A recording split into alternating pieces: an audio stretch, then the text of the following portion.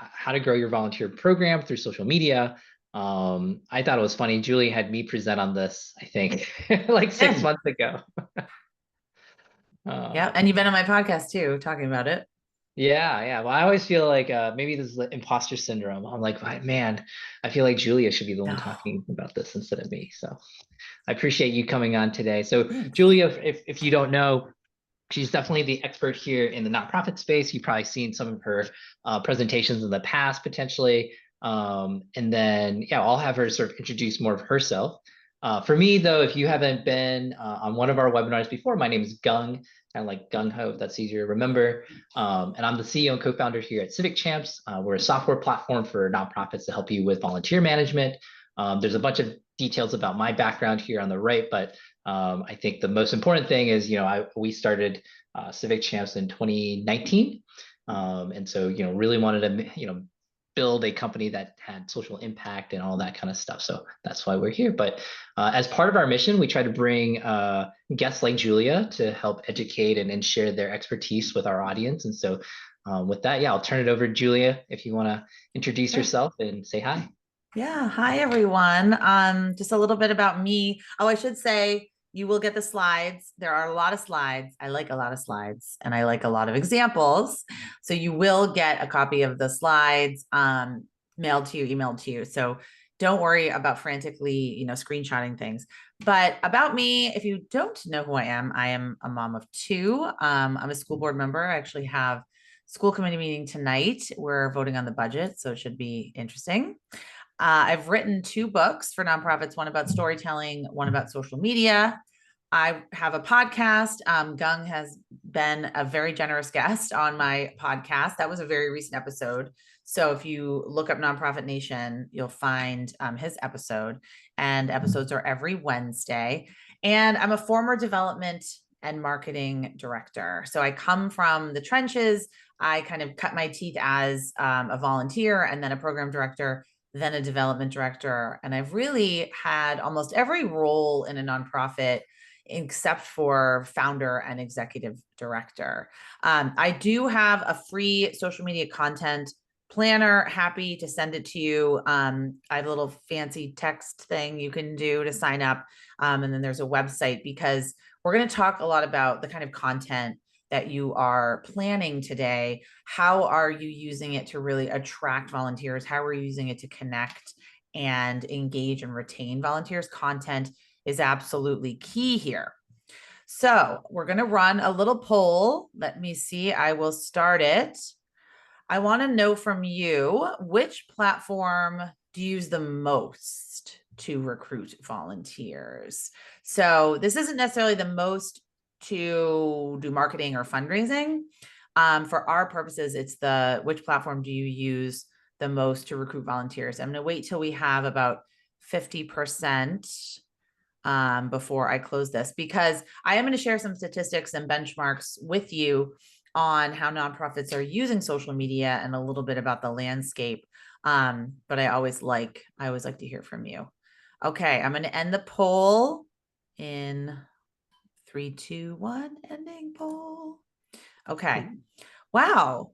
So it's not surprising. Facebook and Instagram, clearly the two top spots.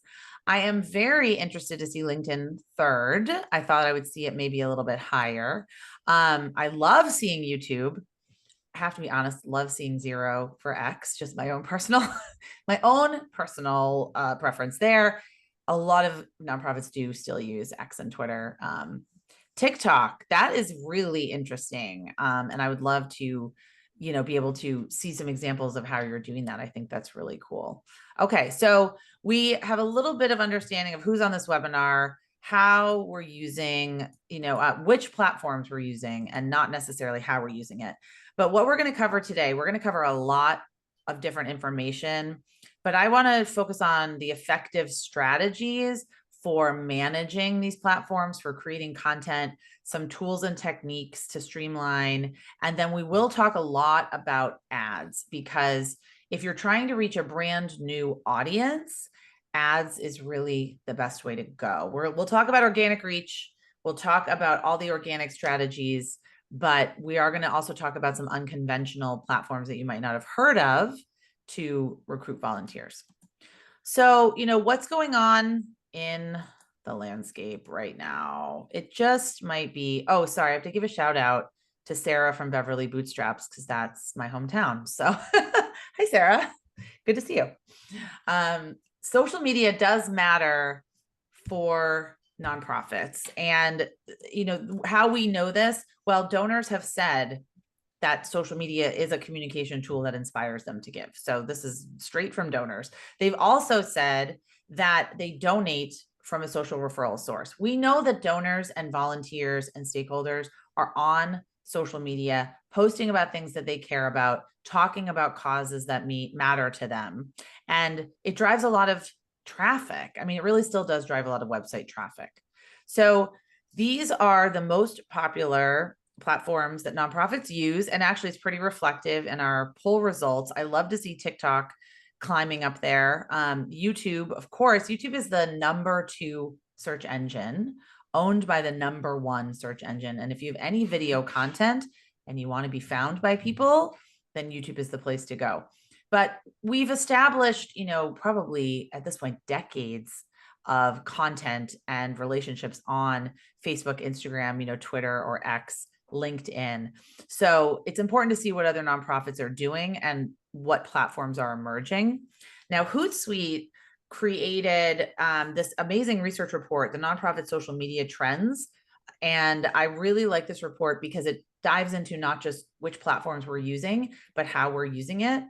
So what I was surprised to find is that LinkedIn and Instagram actually get the most engagement. So Instagram kind of blows everybody away with engagement, and that has been a trend pretty consistently for the last few years.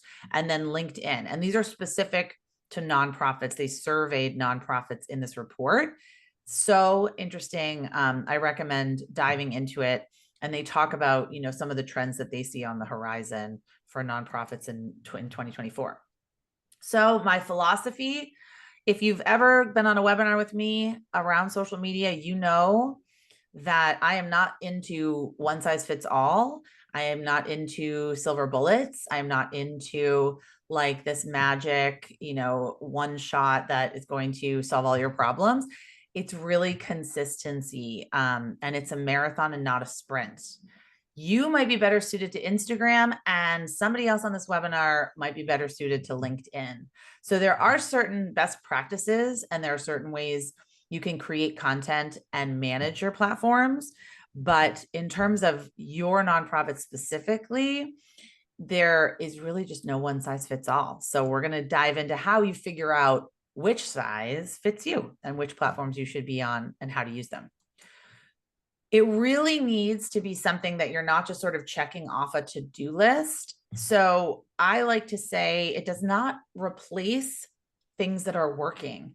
If you are holding volunteer recruitment events, if you're putting up flyers, if you're sending out mailers, and that's working for you, that's fantastic. But take a note from that and see how those tactics and those messages can be adapted and enhanced by social media. It has to be baked into your year-long strategic plan and priorities. Like getting on social media, that is not a strategy. That is like saying we're going to hook up the internet or we're going to, get a billboard like that. It's just a tactic and a tool. It's not a strategy in and of itself. How are we going to manage our time on social media? This is something I teach really, really, really in depth in an academy that I run, but I want to touch on it because people are always asking me, how should I spend my time on social media? There are 4 things you need to be doing. And if you are a party of one, then you might just need to be on one platform. If you have a little more bandwidth, maybe you have a team, then you can start expanding to other platforms. But you want to make sure you're doing all of these things on each platform that you choose. So one is research and listening. That's actually what you're doing today. That's professional development, that's reading, that's learning, following others. Say you want to jump into TikTok and you have no idea what's going on there. Follow other accounts, connect with other people, do a lot of observation, and that's hugely important. Then the content creation. The content creation piece, we can't get around. We have to actually be posting something. So that's where you're going to be crafting the stories, which we'll talk about today, creating the videos, creating the posts. Community management. So answering those questions, not even just the DMs, answering those public comments, answering those questions, jumping into conversations on social media that are relevant to you, following, organizations that you collaborate with, your funders, other nonprofits in the area, anyone you're in like a coalition with, and then managing that community. It's a two-way street here. We're not just posting and leaving. And then measurement and analysis. How do we know that what we're doing is working? Well, we have to measure what we're doing, and we have to think about it strategically in terms of what our goals are and how will we know success. So if you do these 4 things consistently, you will grow your audience and engagement over time. Like I said, it's a marathon and not a sprint, but those 4 pillars, that's what works. All right, so today we're specifically talking about growing your volunteer program using social media. So I'm going to give you a few strategies. The first one is to leverage the power of targeted social ads. You might not want to create Facebook ads. Maybe you do want to create TikTok ads. Maybe you want to create LinkedIn ads. Wherever your audience is and whatever platform you're getting the most engagement on, that's where you want to be. And when people ask me, how much do ads cost? Ads cost however much you want to spend. So if you want to spend $50, you can. Your ad might not reach as many people as if you spend $100, but it's all in the platforms, and it's based on your budget, and it's based on your goals. And we're going to talk about some goals that you can choose for these platforms. We do have to talk about the reality of organic reach. Like if you started a Facebook page from scratch today, it would be next to impossible to really, without paying for ads, without doing any promotion, to grow your audience significantly. Organic reach is down. Platforms like Facebook and Instagram, they've heard from their users. They're prioritizing content from family and friends, and they're prioritizing advertising content. So this makes it harder for us, but this is just kind of the nature of the beast. When you're creating these ads, it's so important that you don't just send people off on a wild goose chase. Don't send people to the homepage of your website. Don't expect them to figure out what to do once they get there. Make sure that there's a specific call to action, and make sure that there's something easy for them to accomplish. So a great example of this is like a lead gen ad. So a lead gen ad with this objective, you can actually use Facebook and Instagram features. They have forms embedded, and it's already populated. So if I click on sign up or learn more from your ad, a form will pop up. It will already have my name and already have my email, and then it will send it to you. So I don't even have to leave Facebook. I don't have to leave Instagram, which is such a plus for the user. When we're talking about social media, another philosophy I have that's so important, have empathy for your audience. Have empathy. They're busy. They are you. Like you are them. They are you. They are watching the traders, and they are looking at their phone, and they have 5 minutes and a commercial break, and they're not going to click to your homepage, try to find your volunteer form, take 20 minutes to fill it out. Have empathy for them. Use these features. Make things as frictionless and as easy to accomplish as possible. And this can be done in just a few taps. That's the power of this kind of ad, because it can be done in just a few taps. It's not a heavy lift.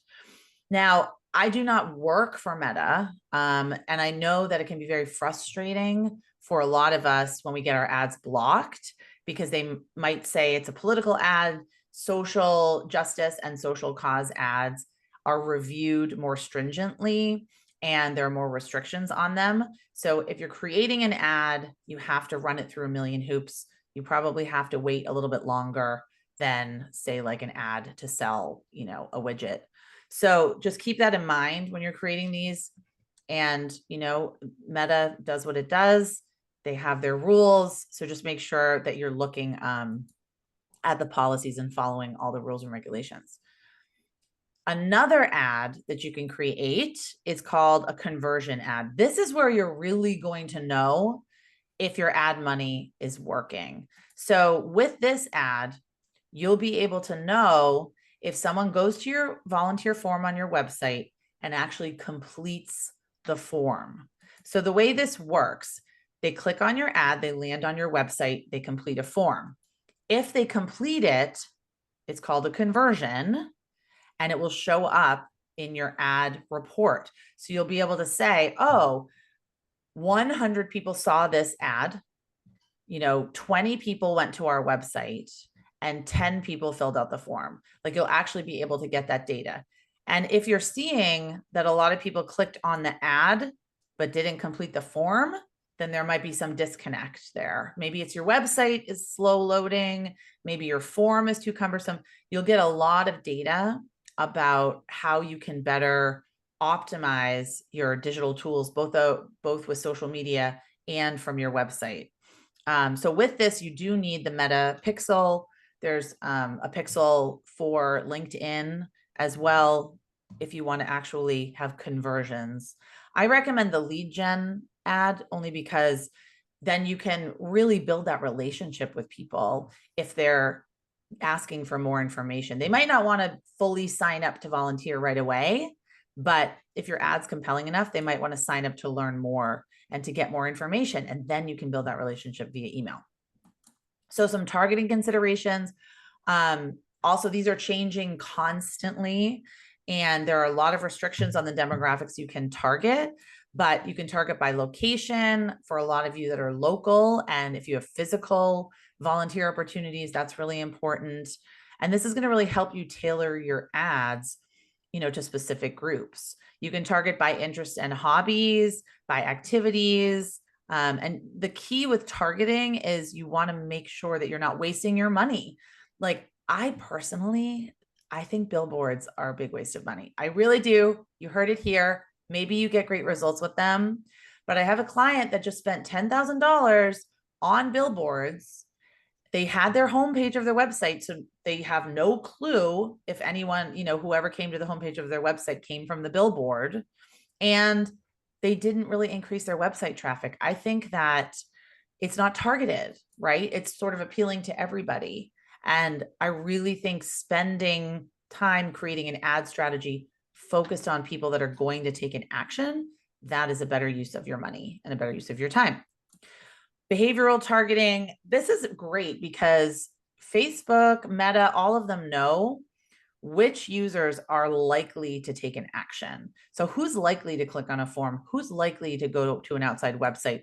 Who's likely to take an action on a nonprofit social media post? So that's really helpful as well. You can also upload your existing list. So you can upload an email list and target an ad to your email list. You can upload a list and target it just to people maybe that volunteered last year that haven't volunteered again. Maybe people that expressed interest in volunteering but never actually went to the orientation. There's all sorts of ways that you can target specific groups of people. And especially, I think it's effective to reach people who've already shown an interest in your program. Now, once you set up the ad, you figured out your goal, like what are you trying to achieve? Then you've figured out your audience specifications, some creative considerations. Now, these considerations are actually relevant to organic content as well, but they're especially imperative when you're paying to promote this content. So, social media marketers, we like to call it thumb stopping content. That means what kind of content is going to stop me scrolling? What's going to stop me scrolling is different than what's going to stop you scrolling, but it's got to be very targeted to the people you want to reach. So using messages that are going to connect your recruitment campaign to the people you're targeting. Maybe you want an existing volunteer to record a video, inviting others to join them. That's a great form of social proof. In ads, it should be square or vertical images or videos. That tends to work best. We have to remember a lot of people tend to watch content and videos with sound off. So text overlay is sort of like a pro tip and a creative consideration. shorter videos if it's an ad, because remember, these are probably complete strangers or people that don't know that much about you. So they're not going to watch a 5-minute video. They're going to really want to get the point across and then get them to take that action. And then look at the features of each platform. So stories and reels are really big on Instagram. Stories are big on Facebook. Reels are big on Facebook because Meta just wants to copy TikTok, of course, because they're a big competitor. Look at what's really popular on the platforms and consider what your audience is probably using or where your audience is. Use imagery that's going to speak to your audience. This is so important. Like, we try to be everything to everyone, and we're never going to be everything to everyone. So use a photo of volunteers constructing a new home, serving dinner at a retirement home, whatever it is, because a vivid image, it allows me, like this ad, Unleash It at Girl Scouts, it allows me to see myself in that spot. It allows me to see the impact and sort of visualize what it would look like if I was a volunteer. Then, promote what makes you unique. Do you have training opportunities? Do you have social events where people can get to know one another? Do you have like an advisory council? Like, be sure to talk about some of the unique aspects of your volunteer program. It's going to offer value to people. The motivational call to action is hugely important. Be a volunteer. Okay. I can't wait to be a volunteer. That's not as inspiring as teach her something new, show her what's possible, help her shine, see what she does next. That language is so much more compelling than just, sign up to be a volunteer. Go beyond the basics, see the change you can make, find out how you can make a difference. The language in your call to action is what's going to really make or break your content. And then make sure you are tailoring the ad to whichever platform you're using. So of course, like the medium of TikTok is very different than the medium of LinkedIn. And whichever platform you decide to use, you want to make sure you're tailoring and formatting your content specifically to work on that platform. Also, I highly recommend testing. So if I was this, like the NYC, government service organization or office, then I would do this in pink. I would do this in blue. I would do it in purple. I would probably use different imagery. I would test out which headline works best. I would test out which image works best. And the good thing is, if you're paying for ads, I mean, you should do this with your organic unpaid content, of course, test out what works. But with Facebook ads in particular, you can do an A/B test and Facebook will just take the one that works and go with it. So they'll actually, like, you give them a budget and then you give them 2 ads and they will experiment with them on the back end. And then they will take the one that works and put more of the budget behind it. So it will actually just kind of do it for you, which is really impressive. Okay, so speaking of forms and some ways that you can really sort of amplify and like increase those conversions, we're going to have a brief demo of the Civic Champs forms that are available to you. So I'm going to stop my share here, and then yeah, I'm so excited to see this. Thanks, Julia. Yeah, so I think forms are a great way, and so you'll notice a lot of the calls to actions, right, are to fill out a form or to recruit your volunteers. And so as a volunteer management platform, of course, we have forms that you can create as well. And so I'm in our questionnaires section here, so you can see a list of different forms, right? And so you can have as many forms as you want, and you can see how many responses you have right here, right on this page. And so as Julia was talking about this A/B testing idea, right? You can actually have links to different forms for different ads, and you could see which one is more effective, right? Or you could see which channel is more effective if you just want to say, between Google versus Instagram versus Meta or Facebook, right? What is more effective? And so, and you can name it, so it's a little easier for you to see that. And so if you go into a form, right, this part is not anything like particularly different from your Google Forms or other solutions, right? But you can see once it loads, sorry, sometimes with so many people, if I were the form, I'd be nervous too, to show you all. Come on, you can do it. You All can right. It do it. was, I swear, it was working just literally a second ago. That's what always happens. This is, So hold on, let me, they're called questionnaires. Okay. they're questionnaires. So we call them questionnaires. And do Um, these live on your website and you can put the link to social media? yeah, yeah, you could put them anywhere, right? I mean, they're just they're essentially a link to fill them out. Um, and one of the neat things that we can do with these is that you can actually see them on your mobile as well. So like if Oh, someone's cool. checking in and things like that, actually, I'm gonna give that a try as this is being kind of slow and I don't want to waste people's times here. And so let me see if I can share that instead. So I'm gonna share. Um, yeah, great question. In many ways, Samantha, right? It's actually no different from Google Form, and except for the fact that it's tied to the volunteer, right? And so you'll be able to know that this volunteer filled out this form, and if they have different forms that they filled out over time, you'll be able to have that all in one spot. And so that makes it a little bit different, right? The form itself is actually not super interesting, right? In that like it has all the options that you would expect um, from a form builder, right? And so here, this is the mobile app. So this will give you a sense of, in addition to ads and other places, right? If someone was to, try to check in with you on you, they can also fill out a form here on the platform. Maybe. I love uh, that 5:47 hours. That's awesome. yeah, That's so that's great. You get to see that. yeah, you I can, wish yeah, my you can, workout app did that. Maybe right. it does. It does miles, but not hours. The yeah, this is, well, so I can't say I've actually volunteered 547. This is more my demo environment, right? And so it oh, here we go. So yeah, so you're checking in. You could say, hey, I'm here to check in, and it's like, oh, you actually have some forms you haven't filled out for us, right? So you can always Ah, ask your volunteers for stuff.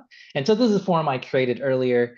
And so you could select, like all of this information and hit submit and send, right? So lots of different places to fill out forms, but this again, right, to Samantha, your question, right, it's tied to me as a volunteer, so you have that context. And this is our check-in process, right? And so as a volunteer, you can check in, check out. Here on your mobile app, we have a kiosk and all those other things as well. But this can be helpful, right? You could say what I did for the day. And this is kind of unique too, a slightly different form, if you will, that you can collect feedback from your volunteers. So yeah, let me love that. share on that. Cool. I think here now it works, of course. What a There platform. we Here we go. go. All right, here's the questions, right? And then of course I wanted to show you, what that would look like on mobile if you were to answer it there. So but yeah, otherwise, right, the creation of it is very much just like a Google form, right? So Cool. everything you would expect. All right. Well, That's see, it does awesome. work. It's not broken. It just took a while. I love All right. that. And I love that it's mobile optimized because that's so important when you're sending someone there from social media. Right. Right. Right. Right. So All right. Well, thank you. Thanks for that. I really think that using the technology available to us is so important because it's going to help make our jobs easier. Like you don't want someone to send you an email because then you can process the email. You just want it to go into a form and go into a lovely spreadsheet or a database. The second strategy, talk about what volunteering is like. Okay. Don't just say, Julia volunteered for us and she had a great time. That's not a story. The stories we tell create the world that we live in. And the thing about effective storytelling is that people remember it. It affects our brain in distinct ways. So not only are they more likely to listen and pay attention just because we're hardwired for that, they're more likely to understand, comprehend, and remember what you said. So always talk about, the why, like why, what do we want to be known for? And then I'm thinking about your volunteer program, like what is our why and what stories are going to attract our target audience, and just sharing like what it's like, and even sharing a little quote from a volunteer can be really, really helpful. Some questions that you want to answer. What is the one thing that you do, better than anybody else? What kind of sets you apart? And then in terms of your audience, your volunteer, what do they want? Like, what do they need? What are the pain points that you can help solve for them? And then, of course, we need to answer the question, like, why should we care in the first place? If you're creating an ad or any kind of social media content, why is this grabbing my attention? Like, why am I paying attention to this? So today is not really about ethical storytelling, but I did want to touch on it. I have a lot of resources on trauma-informed storytelling and ethical storytelling that I'm happy to send to people. But my best tips for collecting and crafting stories ethically is to really, look beyond the obvious story, expand just beyond client stories. So we really want to tell volunteer stories. I think those can be really helpful and effective. Challenge assumptions, break those myths and misconceptions like volunteering is hard. It's very time consuming. It takes, an emotional toll, but maybe it does. I mean, maybe you want to really not sugarcoat what your volunteer program is like. And then create guiding documents. So a storyteller bill of rights, and you want to create one for the person telling the story and then the person collecting and sharing the story. And I love the asset-based framework. So, emphasizing aspirations and not challenges. I always like in storytelling. So this is an example of a storyteller bill of rights from Breakthrough Texas. And you can adapt this. You can, change it up. You can ask ChatGPT. You can put what I actually would recommend. It's interesting. I would put this into a generative AI, like a ChatGPT, and then put in your mission and information about your particular organization, and then ask ChatGPT to create your storyteller bill of rights. You might be very surprised. It's better than working from nothing, right? It's better than working from scratch, but you need the storyteller bill of rights. People need to have agency in the story that they're telling. And then you also need, so this is the external one. This is the forward facing, and they have it on their website. They have it right there on their website. And then they also have the principles of trust. So what is our burden as an organization? And it's client stories, donor stories, volunteer stories. Thank you. Whatever it is, when you ask people to share, what do you promise to do? And this is super, super important. You want to make people that are sharing their stories with you feel safe and feel heard and feel like they have agency over their stories. So those are just some quick examples for you when you're sharing these stories. Rosie's Place in Boston, they actually have an entire playlist on their YouTube channel. You can just look up Rosie's Place on YouTube. The perspectives of real volunteers serving the women of Rosie's Place, why it matters, like a volunteer tutor's experience, a friendly visitor's experience. And they do a little bit more production value on their YouTube videos, but they use these videos and they sort of chop them up and repurpose them and recycle them throughout their social media posts, depending on if they're having a volunteer recruitment campaign. And there's all different perspectives. There's like a group perspective, a business perspective, an individual perspective. So it's not really just one person's story. And, the social media aspect of this, it's a fantastic place to share spotlights. You can see UN volunteers very active on Twitter. And this one on the right, this is actually my best friend. This is Katie Amari, and this is her sister, Cassie. And what I see about volunteer highlights, people love to share them. So she and all of her family members, they were so excited that Cassie was featured in a volunteer highlight, and they shared it so far and wide, and it just reached a lot more people. So volunteer highlights are just a very happy way for people to share about your cause and to spread the word about your cause. Because it's, for instance, like it's very easy for someone to say, oh, like I was featured in the newsletter. I was featured in the volunteer highlight. You might want to check it out. It's just something it's easy for people to talk about. It's not like a heavy lift to ask your volunteers to share it out. Quotes always make sense. You don't even have to be a good copywriter. Volunteering makes me feel good. When you're collecting these stories, you want to talk about the emotions. How do people feel? And, maybe some descriptive details like the other volunteers, Chef Sherry, she makes it a very happy place. Like the details are what really makes a compelling story. So we have to think like journalists almost. We have to think, what's the hook? What's going to make it urgent? What's going to make it relevant? What's going to make it interesting? National Volunteer Week. Look at the hashtags that people are using. Why I volunteer because I volunteer, all of that. Jump on these and you'll get more visibility and reach for your posts. Some audience specific platforms that you can look into depending on your target audience for volunteers. So if you're looking for, to reach outdoor enthusiasts, you might want to look at AllTrails. There's Nextdoor, there's Idealist, Volunteer Match, Catchafire, Taproot Plus. I'm sure all of you are familiar with some of these, but these are other platforms that you can use, and you should be following them on Instagram, following them on Facebook, following them on LinkedIn, seeing what they're posting, seeing what they're sharing. So these are some great places for you to get ideas and inspiration and also be recruiting volunteers.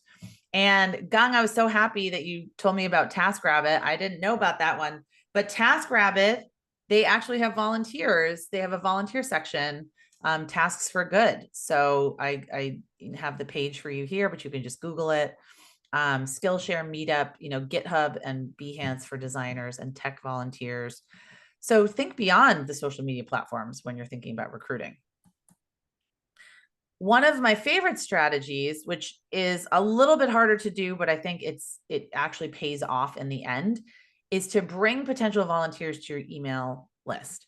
The reason is that email converts in a much higher way than social media does. Also, email reaches more people. Like it is an average 20% open rate. Hopefully your open rate's better than that, but Facebook organic reach, I don't even think it's at 2% anymore, right? You don't own your Facebook page. You don't own your social media profiles. Everything could go away tomorrow. Like Facebook and Instagram are down this week, right? LinkedIn was down yesterday, but for my email platform was still up. And this is going to help you build that deeper relationship with people. The key is you have to give people a reason to sign up and join you on your email list. So what is their incentive to join you? And it might not be, hey, volunteer right away. It might be learn more about what we're doing, and then we can send you some volunteer opportunities. So it might be like warming them up, priming the pump, if you will. Sharing these great stories. Like tomorrow, we'll be sharing a great story in our newsletter. If you want to read it, sign up for updates here. Add an email sign up to your social media bios. Don't just send people to your homepage and expect them to know what to do. I love this example from the Museum of English Rural Life image, really kind of funny copy, and it's getting people to sign up for that newsletter. So then you can build a deeper relationship with them on your email list. If you go live, if you have any kind of videos, make sure you're putting your email newsletter sign up in the caption. When you're not asking people for something, so if you're not fundraising, you're not asking people to volunteer, what are you doing to engage them? And this is so important. The Hootsuite report that I talked about, they found, not surprisingly, that a lot of people dislike it when nonprofits promote themselves too much. And they think we should be more relatable, which, I mean, it's not really a big shock to the system to see this, right?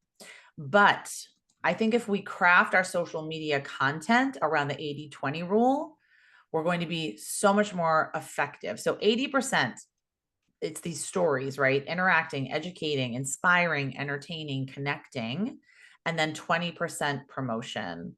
And that's going to really help build trust and affinity with your audience and help them continue to want to be a part of your social media community and not unsubscribe and unfollow you. So what should we be posting about? Well, why does your audience support you? Can you list 5 reasons in their words? What information can you give them that will make them think? What can you provide that will help them trust you? Because we know trust is paramount. What are the knowledge gaps that you can address? And then what stories can you share that will inspire them? So these are sort of my 5 guiding questions for creating engaging social media content. You might have different questions and different kind of content that you want to create, but this is what I really work through with my clients. So of course you want to list out your promotions, maybe anytime you're doing a volunteer campaign, maybe April volunteer month, maybe Mother's Day, whatever it might be, Giving Tuesday, all of the times that you are doing a big campaign. And then what are you sharing in the gaps between the campaigns? And you want to make sure that you're showing people that whatever problem you're solving is urgent and it needs solving. We all need to be together on this, and we need to, come together and really take action on this particular topic. A lot of this can be evergreen. If you just collect volunteer spotlights, you don't have to share them the day you get them. You could share them for, a couple of years after you get them. So don't think of this content has to be all created and shared at once. I really like when social media asks for engagement, message us to learn what you can do. Little bit of polls, maybe if you're using Instagram stories. I think that's always funny. Jumping on hashtags that make sense, Monday motivation. I'm sure you have a piece of Monday motivation that you can share. I love these kind of facts, like just what are some facts that might make me think? What are some facts and data points that might help me understand the issue? We can't get away from short form video. So this is another really, really important strategy. So short form video is the most engaging type of content on social media, and reels are one of the most popular ways to reach your audience. Now, when I say reels, it definitely doesn't have to be a trend or a dancing trend. You don't even have to use music. You don't even have to use sounds. You can create a template. You can just have authentic conversations with your executive director. You can just talk about what it's like a day in the field, what's going on with the cause, what's going on with this issue, and then creating templates, kind of to save time. So my quick guide here, test various content ideas based on those key topics. They can be educational and how to. It can be me saying, here's 5 things to do on social media today to ramp up your audience. It doesn't have to be me with a puppy. Maybe me with a puppy would get more views, but still, it doesn't have to be. Break your existing content into quick steps, right? Present the problem. People like to learn in Reels and on TikTok, especially from a nonprofit. You're not going to win like a viral dancing challenge. Maybe you will. I don't know. I can't say. But take the content, take what you're good at, take what you want to be known for, and help, formulate that into short form video. I also really like, interviewing thought leaders, interviewing other experts, looking at your data, what drives the most engagement. So I have some examples here. I know we're kind of like running out of time, but there are so many accounts that you should follow for inspiration, right? Volunteer Match. They do a great job on Reels, and they just create these templates, probably in Canva or some other free software. And they do a lot of showcasing how people feel when they volunteer. Volunteer Toronto, another account I recommend following. They do a really great job on Reels. Very, very simple, not overproduced.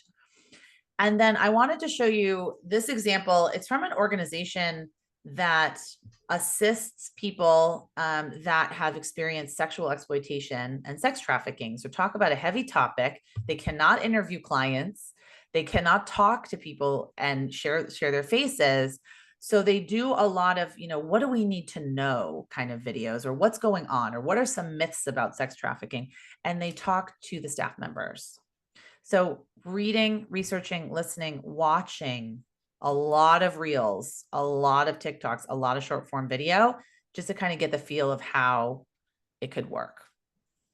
Now, we also want to make sure that what we're doing has a return on investment, because even if you're not spending money on ads, you are spending time, you're spending resources, maybe you're spending like your day, hours and time are worth money. So what are some things you can measure? Well, it depends on your goals, but I think some great metrics, you want to make sure you are counting the number of forms filled out, right? The number of people that have visited the volunteer section of your website. Where did people come from? Did more people come from Facebook? Did more people come from LinkedIn? Did more people come from Twitter?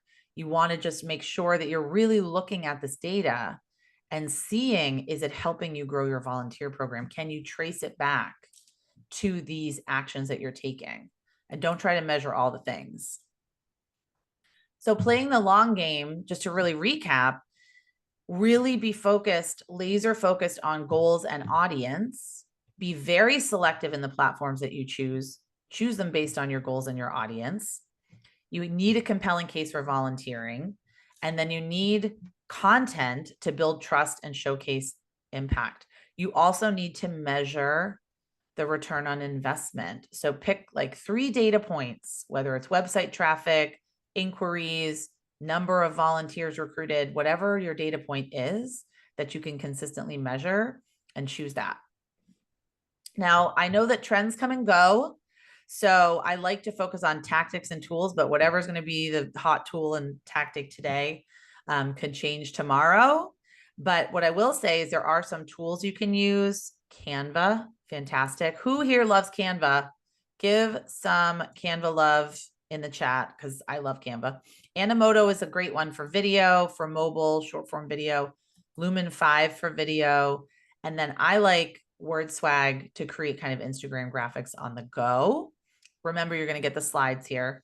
And then for management and measurement, Hootsuite actually will give you a 75% off discount for nonprofits. Buffer, I think it's 50%. Later has a nonprofit program as well. These are platforms where you can schedule out your posts and you can actually create analytics reports at the end of each month and report out on that. Okay, our last poll question. What is the activity that hold on.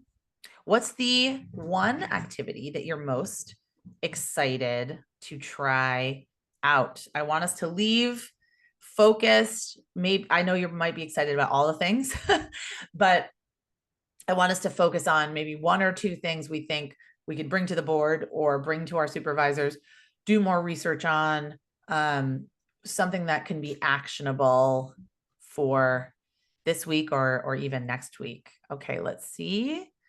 I'm going to end the poll. Oh, everybody's really, this is awesome. So many of you have voted. Okay, I'm going to end the poll.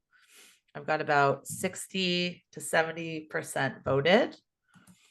Let's see. That's so exciting. All right, volunteer impact stories. Love it. Social media ads, creating a form. That's awesome. Measuring the success. Nice. Great. Anything else? Type it in the chat if it's something that I wasn't able to cover. All right, so we have just a couple more slides. I think, Gung, you're going to go through these slides, and then we're going to use the remaining time for questions. Yeah, I mean, this slide, again, everything is shared, you know, and we'll do the sort of recording and the slides here. But if you wanted to stay in touch with Julia or myself, you know, this is our contact information. So I always love connecting with folks on LinkedIn or otherwise. So please reach out. Yes. And then, yeah, for all of our webinar attendees, yeah, if you are interested in learning more about Civic Champs, you know, please click on that link there or go to civicchamps.com/demo. I think Chloe probably has already shared the link in chat here. And so, but you also get 2 months free as a webinar attendee here. So awesome. And then upcoming webinars. Yay. yes. Not everyone is as amazing as Julia. Tammy is pretty amazing. But we also have some pretty good ones coming up here. So Tammy is going to talk about making the case for investment in volunteerism. She is also a very dynamic speaker, I will say. So I think folks will be in for a treat. And then if you don't know about Instrumental, a fantastic tool when it comes to finding grants for your organization. But they're going to share, you know, how to find good fit funders for your volunteer program in under 60 minutes. So really, you know, how can you get funding from various folks, right? So I think that'll be a good one too. Okay, great. All right. Do you have questions for me? We've got like 8 minutes, I think. Yeah, we did have a couple questions come through earlier. I think you might have touched on some of them already. One was just, do you have any sessions that talk about measurement and analyzing social media analytics? I don't know if you want to, say anything more on that. This is a question I get all the time. And the only way I teach this is through my social media academy that actually just concluded this week. But I'm considering doing like a standalone webinar on this because it's just such a hot flashpoint. But I also get another question. Is there one free tool to measure all of the platforms? And no, there is not a free tool, but there are a lot of tools depending on how many platforms you're on and how many team members you have. Like if you're on Facebook and Instagram, you could use Hootsuite and it would not cost you a lot of money. But if you're on 20 platforms, then you might have to invest in like a more robust measurement platform. But I have not found a free tool that does like measures everything. Yep. And then Penny Burke had a question. She said, if you have any tips for prioritizing accessibility in social media campaigns or practices. I would say that's not my expertise, but I think it's important. I think having, alt text on your images, and each platform is completely different. You definitely want the text overlay or the captions on any video that you share. You want to make sure you are with your hashtags, you're using, what's it called? The case where it's like hashtag capital C IVIC capital CHAMPS. So it's called something case. But yes. So I would say that I'm definitely not the expert in that, but I would recommend, going on your state government website and looking up accessibility requirements for your website, of course, for your email, and for your specific, each specific social media platform will have different accessibility features available. Awesome. I think that's the last question we had in chat. It was a pleasure, of course, to have you on here. I think everyone got a lot out of it. I learned a lot again. So that's awesome. And we'd love to have you back again. So hopefully you'll join us here next time. And thank you so much again for joining us. Oh, thank you, everyone. I'm so excited. And thank you, Chloe, for putting all the links in the chat. I think that's really helpful. But thanks, everyone. You do such important work and you matter. So keep doing the great things you're doing. Yeah. All right. Thanks, everyone. This was awesome. Oh, thank you. Bye.